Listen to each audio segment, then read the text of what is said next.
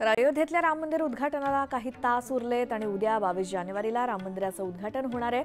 रामलल्लाची प्रतिष्ठापना केली जाणार आहे आणि यावेळी पंतप्रधान मोदींच्या हस्ते श्रीरामाला अभिषेक केला जाणार आहे। कसा असेल मोदींचा अयोध्या दौरा पाहूयात ग्राफिक्सच्या माध्यमातून। सकाळी 10:25 अयोध्या विमानतळावरती पंतप्रधान नरेंद्र मोदींचं आगमन होईल। त्यानंतर उद्या सकाळी 10:45 अयोध्या हेलिपॅडवरती पंतप्रधानांचं आगमन होईल। त्यानंतर सकाळी 10:55 श्रीराम जन्मभूमीवर पंतप्रधान मोदी पोहोचतील। सकाळी 11 वाजल्यापासून 12 वाजेपर्यंतचा वेळ हा आरक्षित असणार आहे। त्यानंतर दुपारी 12:05 बरोबर राममूर्ती प्राणप्रतिष्ठा सोहळा सुरू होईल।